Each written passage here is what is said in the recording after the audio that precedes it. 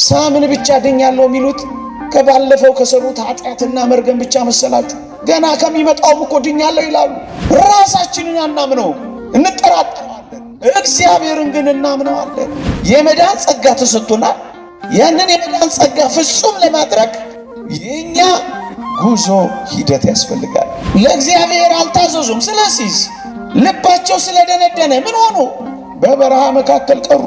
መዳናችንን የሚወስነው ማመናችን ብቻ ሳይሆን በማመናችንና በመልካም ሥራችን መጽናት ነው። መንግሥት ኮንዶሚኒየም ገነባ ማለት ኮንዶሚኒየም ውስጥ ሁላችንም እንገባለን ማለት ነው። መዳንን የሚወስነው ማመን ብቻ ቢሆን ኖሮ የሚጸና ይድናል ለምን ይላል? አምናል ድናል በቃ አይልም።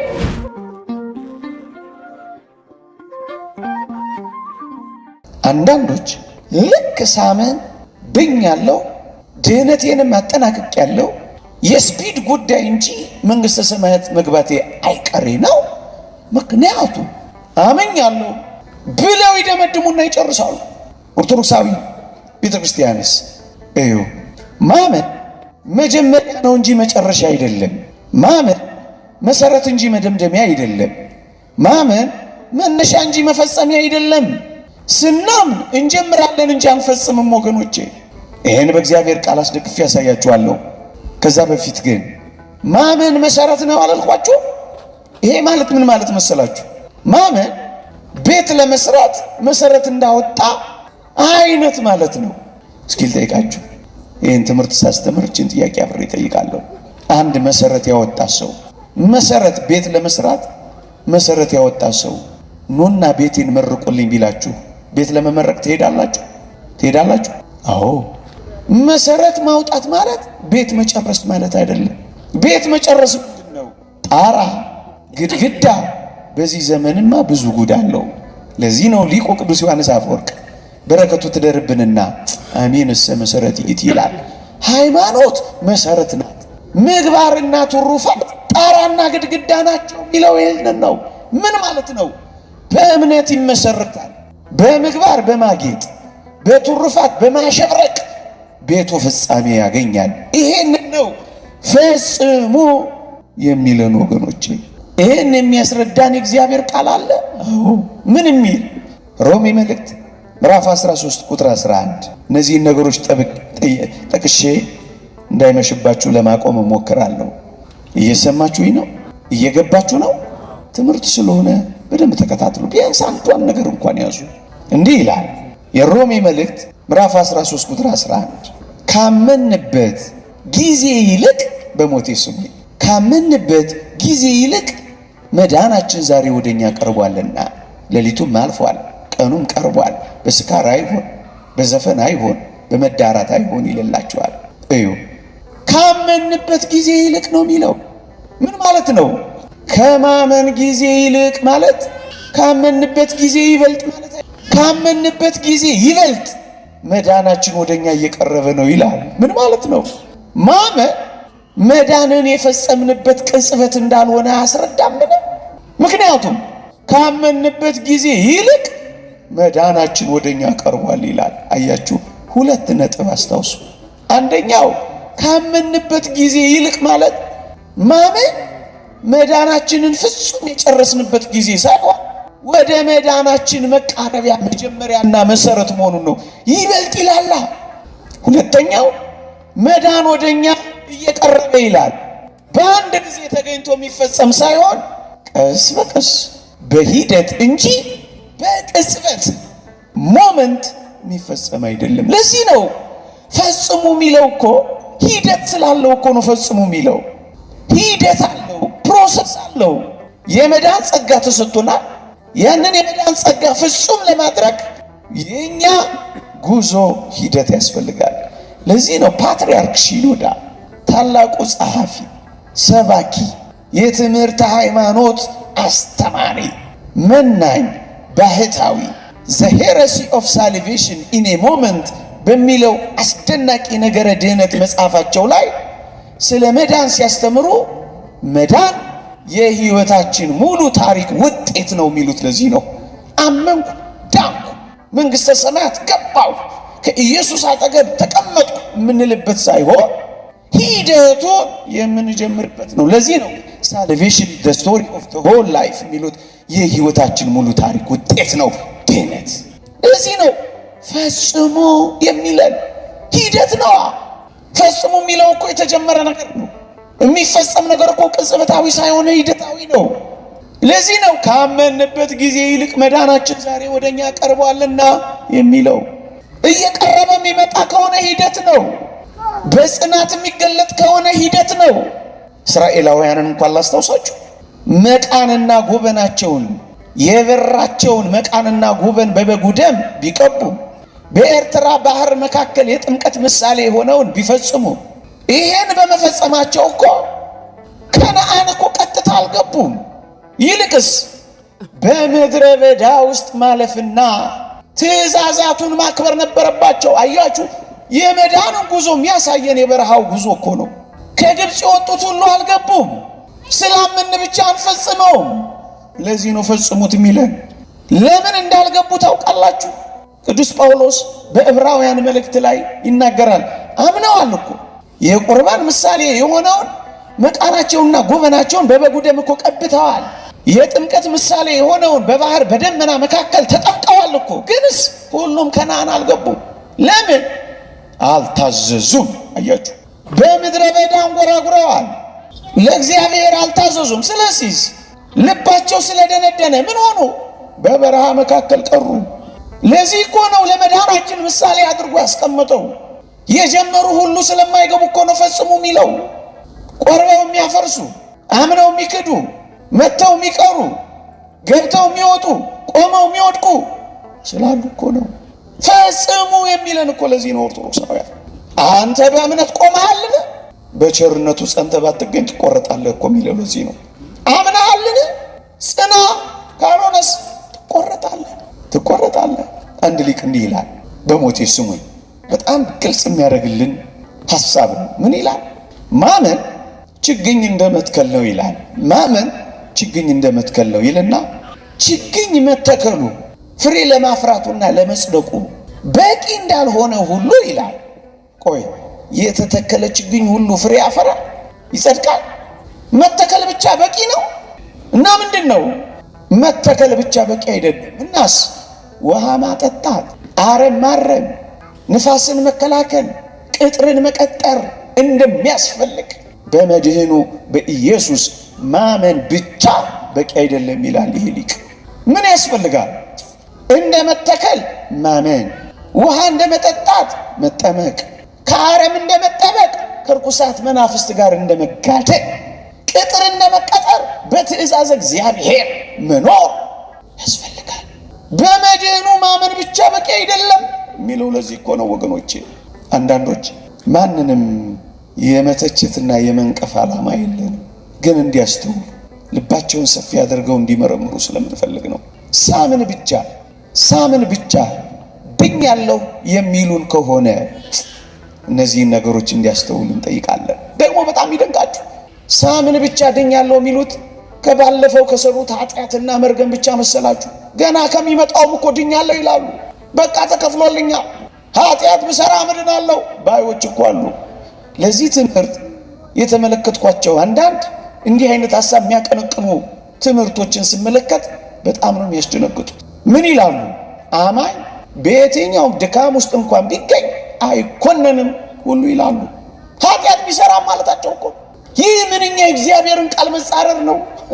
እንደነዚህ የሚያደርጉትን የእግዚአብሔር መንግሥት አይወርሱም እኮ ይላል በግልጽ እያለ። በጣም እዩ። እኛ ኦርቶዶክሳውያንስ ምንድን ነው ትምህርታችን ካላችሁኝ፣ እዩ እኛስ እግዚአብሔርን ስለ ማዳን ስራው ጠርጥረ ነው አይደለም፣ እግዚአብሔር አያድነንም ብለን አይደለም፣ እግዚአብሔርን ስለ ተስፋ ቃሉ አምተ ነው አይደለም። እና ምንድን ነው ራሳችንን ስለማናምነው ነው። ለዚህ ነው የራሳችሁን መዳን ፈጽሙ። ራሳችንን አናምነውም፣ እንጠራጠረዋለን።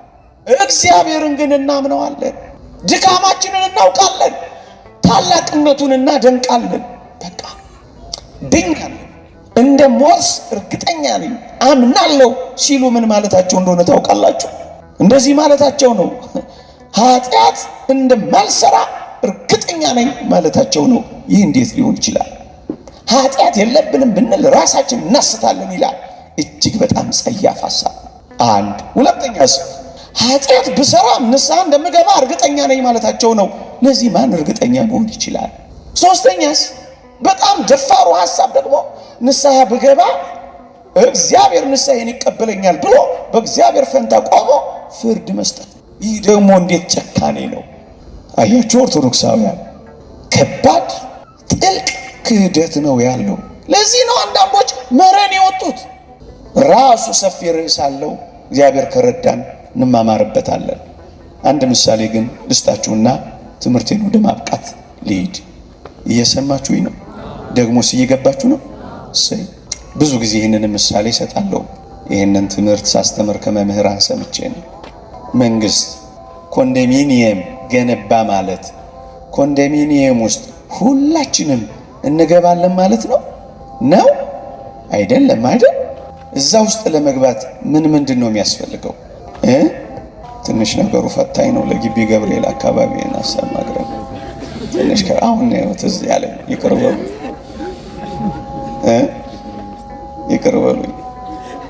ይቅርበሉ። አያችሁ ቆሜ ማስተማር ስጀምር ረሳሁት እንጂ እኔም እየፈራው ነበር የቆምኩት ፊታችሁ። ተውት። መመዝገብ ያስፈልጋል። እውነት አሰብ መቆጠብ ያስፈልጋል። እውነት አሰብ ሳያቋርጡ መቆጠብ ይገባል። እውነት አሰብ እንጂ ዝም ብሎ ይገባል። የተወደዳችሁ ኦርቶዶክሳውያን እንደዚያ ማለት ነው ወገኖች። ስለተከፈተች ዝም ብሎ አይገባም። እየሰማችሁ ነው? እንደ መመዝገብ ማመን፣ እንደ መቆጠብ ዋጋ ከፍሎ መልካም ስራን ተጋድሎን ማድረግ ሳያቋርጡ እንደ መቀጠል መጽናት ያስፈልጋል። መዳናችንን የሚወስነው ማመናችን ብቻ ሳይሆን በማመናችንና በመልካም ስራችን መጽናት ነው። መጽሐፍ ቅዱስ እንዲህ ይላል፣ እስከ መጨረሻው እደግመዋለሁ። ማቴዎስ ወንጌል ምዕራፍ 24 ቁጥር 13 እስከ መጨረሻው የሚጸና እርሱ በሞቴ ምን ይላል? ይድናል። አያችሁ፣ መዳናችንን የሚወስነው በማመናችን መጽናት ጽናታችን ነው። ይድናል። ኦርቶዶክሳዊ ይድናል የሚለው እኮ ኃላፊ አይደለም፣ ገና የሚመጣ እኮ ነው። ድነናል፣ እየዳንን ነው። እንድናለን የምንለው በጽናታችን አማካኝነት የምንደርስበት በቀኝ መቆምና መንግሥተ ሰማያትን መውረስ ይድናል የሚባል ነው። መዳንን የሚወስነው ማመን ብቻ ቢሆን ኖሮ የሚጸና ይድናል ለምን ይላል? አምናል ድናል በቃ አይልም። ካመኑ በኋላ ምን እናድርግ ሲሏቸው እኮ አምናችኋል፣ በቃ ድናችኋል፣ ሂዱ እኮ አይደለም ያሉት። ንስሐ ግቡ፣ በኢየሱስ ክርስቶስ ስም ተጠመቁ እኮ ነው ያሉት። እያችሁ ይሄ ሂደት እኮ ነው። አንዴ በጸጋው የተገኘ ከሆነ ጽናትን ለምን ያወራል? ጽናት እኮ ሂደት ነው ያልኳችሁ ለዚህ ነው። የአንድ ሊቅ ቃል ጎርጎርዮስ ፓልማስ የተባለ አባት የተናገረውን አንብቤ ላብቃ። እስከ መጨረሻው የሚጸና እርሱ ይድናል ተብሏል። ይህንን ነው የሚተረጉመው። እችን ብቻ ከሰማችሁኝ ይበቃኛል። እንዲህ ይላል፣ እስከ መጨረሻ የሚጸና ግን እርሱ ይድናል ተብሏል። ስለሆነም ከዚህ ፍጻሜ በፊት ከየትኛው? ከመጨረሻው። እየሰማችሁኝ ነው?